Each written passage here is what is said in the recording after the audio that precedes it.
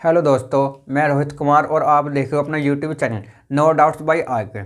Friends, ये आपका chapter है रीजनिंग का, जिसका नाम है अर्थमेटिक रीजनिंग, अंक गणितीय तर्क शक्ति। और ये आपका चैप्टर मोस्ट इम्पोर्टेंट है। हमने इसके दो पार्ट पढ़ लिए कि इसका पार्ट है पार्ट थर्ड और लास्ट। फ्रेंड्स, अभी आप वीडियो को लाइक मत करना, अभी आप वीडियो पूरी देखो शुरू से एंड तक, और यदि आपको ये वीडियो अच्छी लगे तब आप इसे लाइक और शेयर करना। Question number 1। एक कछुआ 4 घंटे में 1 किलोमीटर चलता है। प्रत्येक किलोमीटर के बाद वह 20 मिनट विश्राम करता है। बताइए कि 3.5 किलोमीटर की दूरी तय करने में उसे कितना समय लगेगा। अब इसने ये बोला था कि एक कछुआ, ठीक है, 4 घंटे में 1 किलोमीटर चलता है और प्रत्येक या 1 किलोमीटर चलने के बाद वह 20 मिनट का विश्राम लेता है। तो 3.5 किलोमीटर की दूरी वह कितने समय में तय कर लेगा, ये क्वेश्चन था आपका। देखो, कछुआ आपका 1 किलोमीटर चलता हुआ आपका 4 घंटे में, ठीक है, लेकिन उसे जाना क्या, उसे जाना है 3.5 किलोमीटर। तो गुना यहाँ कर दो, गुना यहाँ 3.5, ठीक है। तो ये आपका हो गया कि 3.5 किलोमीटर वह चलता है 35 चौका 140, ठीक है, पॉइंट से 0 हट गया, तो 14 घंटे में। क्या 14 घंटे में। लेकिन उसने ये भी तो बोला आपको, देखो अब साइड में, कि वह 1 किलोमीटर चलता है और 20 मिनट का विश्राम लेता है। 20 मिनट का विश्राम लेता है। अब मुझे ये बताओ भाई, 3 किलोमीटर तो वो पूरा चल गया तो 3 बार तो विश्राम लेगा। यदि वो चलता आपका 4 तो 4 बार लेता विश्राम। तो इसका मतलब क्या हो गया कि 3 किलोमीटर चलने पर वह, ठीक है, गुना यहाँ 3 कर दो, आप गुना यहाँ 3 कर दो, तो वो आपका 20 या 60 मिनट लेगा। 60 मिनट या 1 घंटे का विश्राम लेगा, ठीक है, क्योंकि उसने 3 किलोमीटर पूरा चल लिया। तो विश्राम क्या होगा, 1 घंटे का। अब वो 3.5 हो या 3 हो, भाई इसका 3 तो उसने पूरा चल दिया, लेकिन 4 नहीं गया, वो 3 पूरा गया, तो विश्राम क्या लेगा वो, 60 मिनट या 60 मिनट या 1 घंटे का। तो जोड़ दो इसे आप यहाँ 1 घंटा इसमें, तो 14 और 1 15। तो इसका मतलब ये आ गया कि वह 3.5 किलोमीटर की दूरी को 15 घंटे में तय कर लेगा, क्योंकि 14 घंटे तो उसने आप वैसे ले लिए अपनी स्पीड के अकॉर्डिंग, लेकिन उसने 3 बार विश्राम भी तो लिया है और 1 बार विश्राम में वह 20 मिनट लेता है। तो 3 बार में 60 मिनट या 1 घंटा, तो 14 यहाँ 1 यहाँ, तो कुल उसे 15 घंटे लगेंगे। Answer. Question next.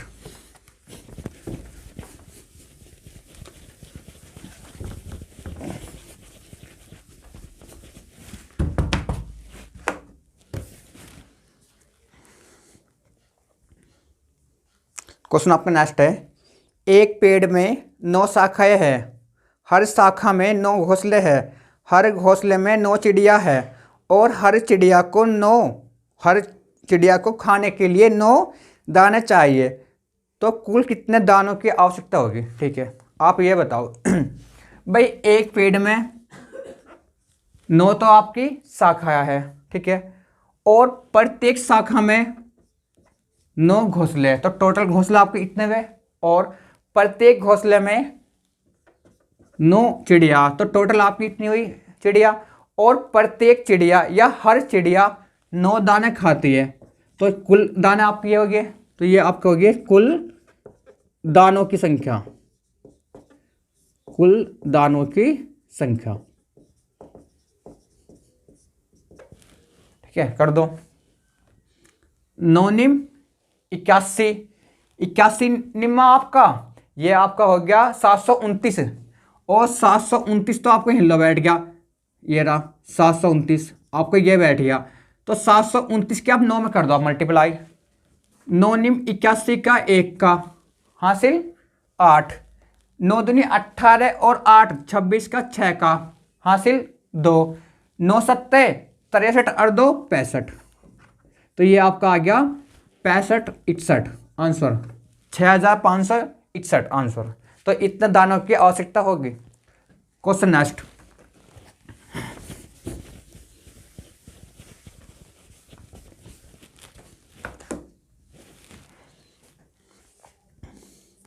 Question next और आपका इंपॉर्टेंट है ये जो क्वेश्चन नेक्स्ट आपका। 4 मोमबत्तियों को जिनके जलने की क्षमता क्रम से 5, 4, 3 और 2 घंटे है, एक कक्ष में एक ही समय ज्वलित किया जाता है। उन्हें कक्ष में उस क्षण तक जलाया जाता है जब तक कक्ष में 3 मोमबत्तियां बुझ न जाए। यदि प्रत्येक मोमबत्ती को जलाने का खर्चा 75 पैसे प्रति घंटा हो तो कुल खर्च बताना। ठीक है भाई, आपके पास 4 मोमबत्ती है, फर्स्ट, सेकंड, थर्ड और फोर्थ, और आपने ये बोला कि जो आपकी मोमबत्ती क्रम से 5 घंटे, 4, 3 और 2 घंटे आपकी ये जलती है। आपने इन्हें एक कमरे में एक साथ जला दिया। ठीक है, और ये जब तक जलती है जब लो 3 मोमबत्ती आपकी बुझने जाए। तो आप ये बताओ, सबसे पहले तो आपकी ये बुझेगी, तो ये तो आपके 2 घंटे जलेगी, ये आपकी 3 घंटे और ये 4 घंटे। ठीक है, लेकिन ये सब आपने बुझा दी। वैसे जलनी तो थी ये 5 घंटे जो इसकी वो थी लिमिट, लेकिन ये आपने 4 घंटे में आपने ये बुझा दी, क्योंकि ये 4 मोमबत्ती तो आपकी बुझ गई है। ठीक है, ये 2 में, 3 में, 4 में, लेकिन आपने जब ये बुझा दी, जब आपकी ये बुझी तीसरी मोमबत्ती, तो आप ये बोल दो सॉरी दूसरी, जब आपकी दूसरी मोमबत्ती बुझी तभी आपने ये वाली बुझा दी अपनी जो आपकी 5 घंटे जलती थी। हमें इससे मतलब नहीं कि 5 घंटे आपकी जल रही है, वो जलती थी, लेकिन जलाए तो कुल हमने 4 घंटे थी वो। तो टोटल जोड़ो इन्हें, 4, 4, 8, 3, 11, 2, 13, तो टोटल वे आपकी 13 घंटे जलती है। और 1 घंटे में 75 पैसे का आपको क्या आता है खर्चा। ठीक है, गुना 75 पैसे या 0.75 रुपीज़। ठीक है, तो कुल खर्चा बता दो इनका। ठीक है, यदि वह 1 घंटे में जलने में 75 पैसे का आपका खर्चा आता है, तो 13 घंटे में 13 पंजे 65 का 5 का हासिल, बोलो हासिल लगे आपके 6, 13 सत्ते 51, अच्छा 57। ठीक है, तो 9 रुपये 75 पैसे रुपये, इतना आंसर। तो इतना रुपए का खर्चा आएगा, 9 रुपये 75 पैसे का आंसर। Question next.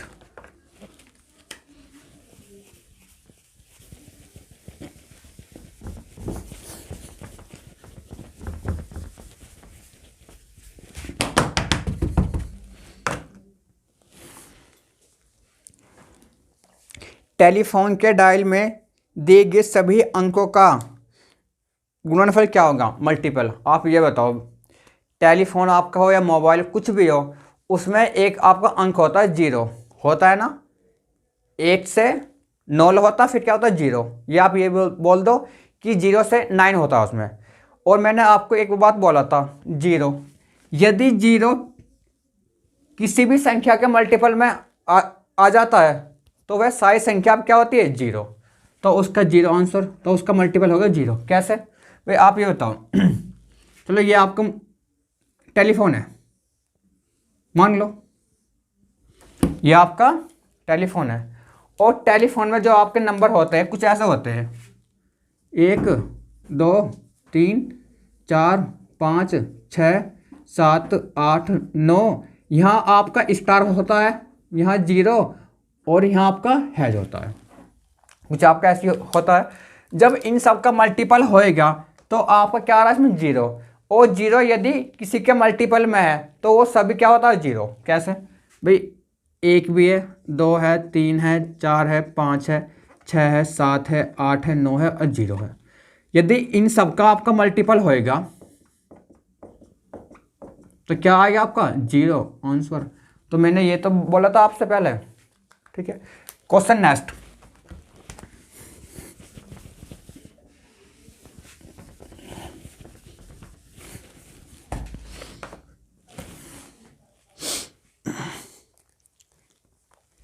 नेक्स्ट आपका,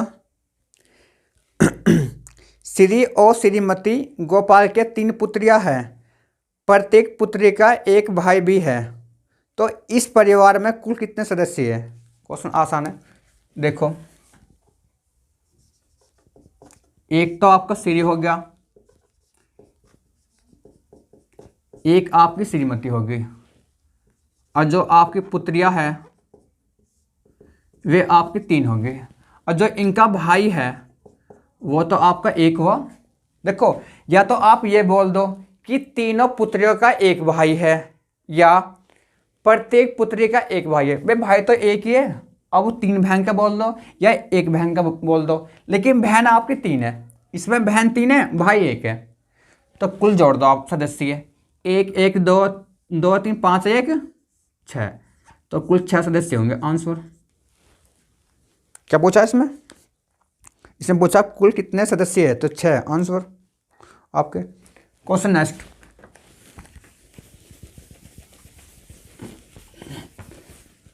चलो, आपको एक क्वेश्चन ऐसा आपके लिए हो जिसका आपको मुझे आंसर देना है कमेंट बॉक्स में बिना देखे। क्वेश्चन नेक्स्ट है, संतोष गाड़ी के डिब्बे में यात्रा कर रहा था, वहाँ वह एक पुरुष और 5 महिलाओं से मिला, हर महिला की बाहों में एक बच्चा था, तो डिब्बे में कुल कितने लोग थे? जल्दी आप इसका आंसर दो, पहले आप वीडियो पॉज कर दो और इसका आंसर मुझे कमेंट बॉक्स में दो। देखो, संतोष रेल के डिब्बे में जाता है, संतोष आपका एक है, संतोष को वहां एक पुरुष मिलता है, एक पुरुष मिलता है और उससे 5 मिलती है महिलाएं, 5 महिलाएं जिनके बाहों में या प्रत्येक महिला के बाहों में एक बच्चा है, तो 5 महिलाएं, तो आपके बच्चे क्या हुए वहां, इनके बाहों में 5 हुए। या तो आप ये बोल दो, बाहों बोल दो या गोद बोल दो, आप ये बोल दो कि प्रत्येक महिला की गोद में या बाहों में एक बच्चा है, तो 5 महिलाएं, तो उनकी गोद में 5 बच्चे होंगे या 5 बाहों में। एक क्वेश्चन में वहां दिया था ये गोद में, तो जोड़ दो, कुल 1 1 2 5 7 5 12 आंसर। क्योंकि एक संतोष है, एक पुरुष है, 5 महिलाएं और प्रत्येक महिला की गोद में या बाहों में एक 5 बच्चे होंगे, मतलब कुल 5 बच्चे, प्रत्येक की में एक बच्चा, तो 5 महिलाएं तो 5 बच्चे आंसर।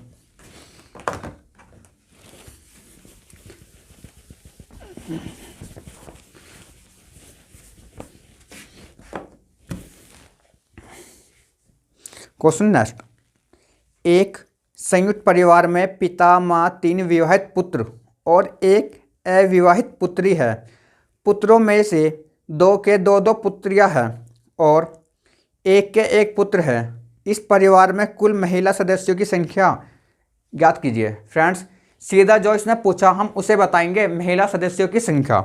अब देखो, एक संयुक्त परिवार में पिता माँ आ गई, एक तो माँ होगी, पिता से हमें मतलब नहीं है, 3 विवाहित पुत्र है। अब ये बताओ, 3 बेटों की शादी हो रही है, तो उनकी क्या, उनकी बहू भी है, जिसे आप बोलते हो पुत्रवधू 3। देखो अब आगे, और एक अविवाहित पुत्री है, एक पुत्री भी है, अविवाहित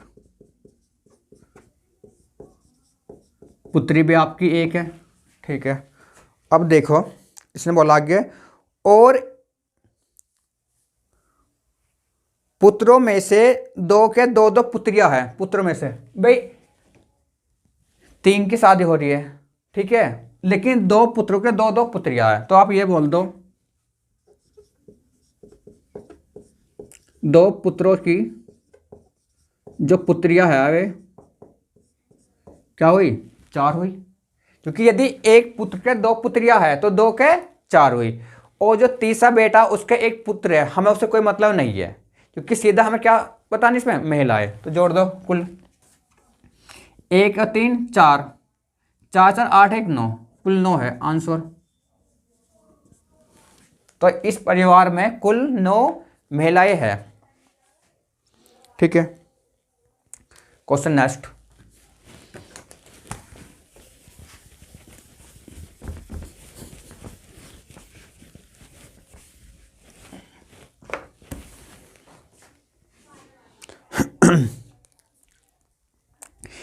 एक परिवार में एक पुरुष, उसकी पत्नी, उनके 4 पुत्र और उनकी पत्नियां हैं। प्रत्येक पुत्र के अपने परिवार में 3-3 बेटे और एक बेटी भी है। पूरे परिवार में पुरुष सदस्यों की संख्या ज्ञात कीजिए। फ्रेंड्स, ये आपका सेम है, बस उसमें तो पूछा था महिला, इसमें क्या पूछा पुरुष। तो आप इसका आंसर मुझे दे दो अभी कमेंट बॉक्स में, वो भी पहले आप वीडियो कर दो पॉज जब दे दो। तो देखो सीधा निकाल दो पुरुष। एक परिवार में एक पुरुष है, जो पुरुष है वे आपके एक है, ठीक है। पत्नी से हमें कोई मतलब नहीं है क्योंकि वो महिला है, और हमें क्या बताना है इसमें, पुरुष। 4 पुत्र हैं,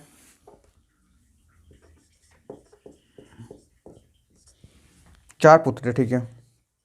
उनकी पत्नियां हमें मतलब नहीं है। प्रत्येक पुत्र के अपने परिवार में 3-3 बेटे हैं, ठीक है। तो 4 पुत्रों के बेटे, 4 पुत्रों कुल बेटे। यदि एक पुत्र के 3 बेटे हैं तो 4 के 12 बेटे हो गए, 12 हो गए, ठीक है। 3-3 बेटे और एक बेटी भी है। बेटी से मतलब नहीं है मैं, क्योंकि इस बार हमें सिर्फ बताना है क्या, पुरुष, ना कि महिला। पूरे परिवार में पुरुष सदस्यों की संख्या बतानी है, ठीक है भाई। एक तो आपको यहाँ हो गया, 4 यहाँ, 12 यहाँ, 12 4 16 17, तो कुल 17 है। इस परिवार में पुरुष सदस्यों की संख्या 17 है। आंसर। Question next.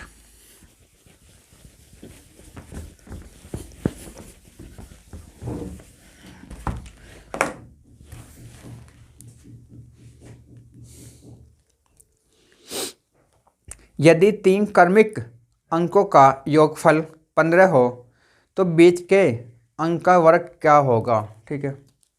मैंने एक बताया था आपको, यदि आपकी संख्याएं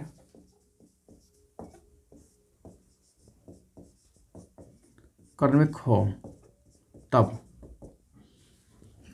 यदि मैं बीच वाली निकाल लूँ, बीच या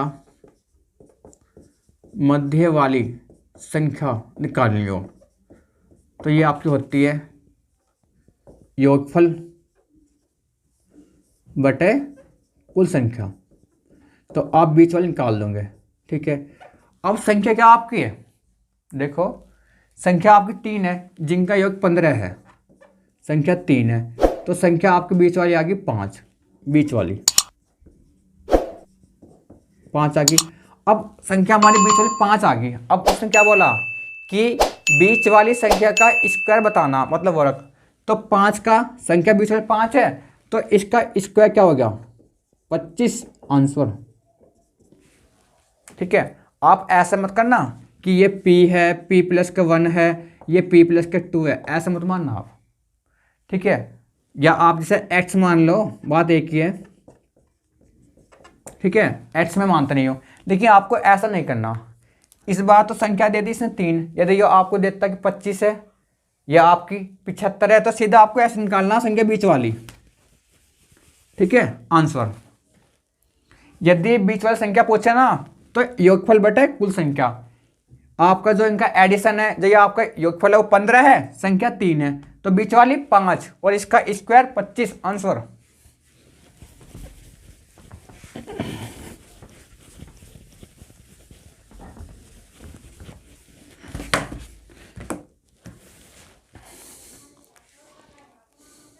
क्वेश्चन नेक्स्ट आपका। अंजना ने एक केक को 2 बराबर भागों में काटा तथा एक कटे हुए भाग को पुनः बराबर हिस्सों में काट दिया। काटा गया प्रत्येक छोटा भाग 20 ग्राम का है। यदि उसके पास केक के कुल 7 टुकड़े हैं तो बताइए कि मूल केक का वजन क्या था। क्वेश्चन बहुत आसान है, ठीक है, लेकिन है इंपॉर्टेंट। आप ये बताओ, चलो ये आपका केक है, बना लो ताकि समझ में अच्छा आ जाए, ठीक है। और आपने इसे काट दिया 2 भागों में, ठीक है, काट दो आप, चलो ये काट दिया, आधा ये रहा, आधा ये रहा, ठीक है। और आपने इसका कटा हुआ एक भाग, आप इसे काट दो या इसे काट दो, ये आपने बराबर हिस्सों में काट दिया, ठीक है। और प्रत्येक जो छोटा भाग है वो आपका 20 ग्राम का है। यदि कुल काटे ये आपके जो इसका भाग है वे आपके पास 7 है टुकड़े, तो भाई एक तो ये हो गया, ठीक है। तो 6 आपने इसे काट दिया 6 भागों में, या एक इसे बोल दो 6 आप इसे बोल दो, क्योंकि ये दोनों क्या आपका इक्वल है। तो एक ये रहा, आप इसे काट दो।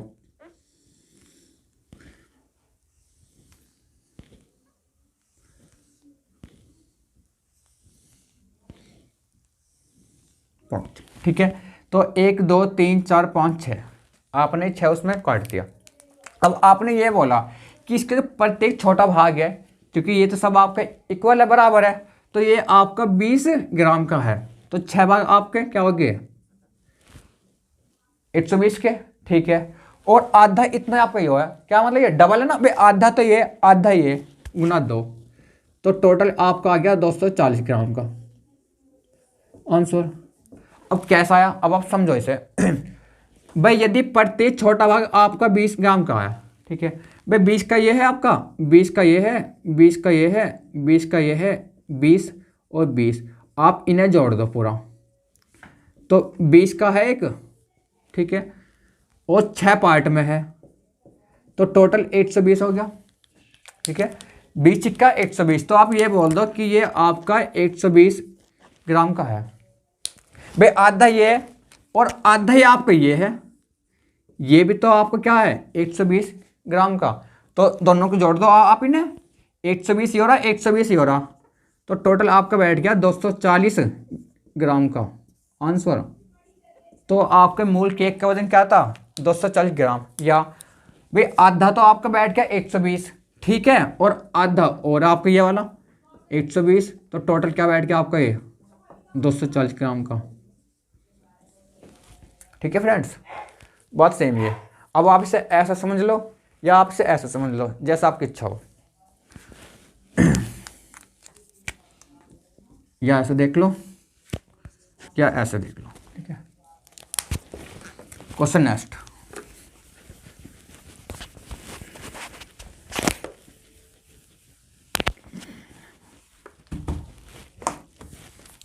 क्वेश्चन नेक्स्ट और बहुत ही आसान क्वेश्चन है, और इस क्वेश्चन का आपको आंसर देना है, और क्वेश्चन ये आपका आया हुआ है। इसने बोला है बत्तखों की न्यूनतम संख्या क्या होगी यदि वे इस प्रकार से क्रम बनाकर तैरते हो कि एक बत्तख के आगे 2 बत्तख और 2 बत्तख के पीछे 1 बत्तख और 2 बत्तख के बीच में 1 बत्तख हो, तो कुल कितनी बत्तख है। इसका आंसर आप मुझे जल्दी दे दो कमेंट बॉक्स में, ठीक है। देखो आप समझो कुल वे 3 बत्तख है, कुल 3 बत्तख है आंसर। कैसे भाई, आपने एक कहावत सुनी होगी, एक तीतर के आगे 2 तीतर और एक तीतर के पीछे 2 तीतर और बीच में 1 तीतर, तो कुल कितने तीतर है, कुछ ऐसी कहावत है, ठीक है। तो आप ये बताओ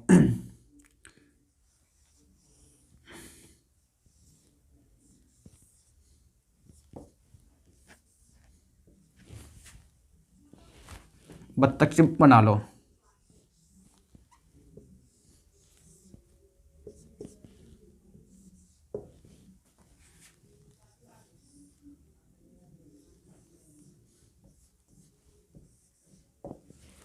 अब उसने ये तो बोला था एक बत्तख के पीछे 2 बत्तख और एक बत्तख के आगे 2 बत्तख और 2 बत्तख के बीच में 1 बत्तख, या ऐसे बोल दो, या ये बोल दो कि 2 बत्तख के पीछे 1 बत्तख, या फिर ऐसे बोल दो 2 बत्तख के पीछे 1 बत्तख और 2 बत्तख के आगे 1 बत्तख, ठीक है, और 2 बत्तख के बीच में 1 बत्तख, तो कुल कितनी बत्तख है 1 2 3 बत्तख है आंसर।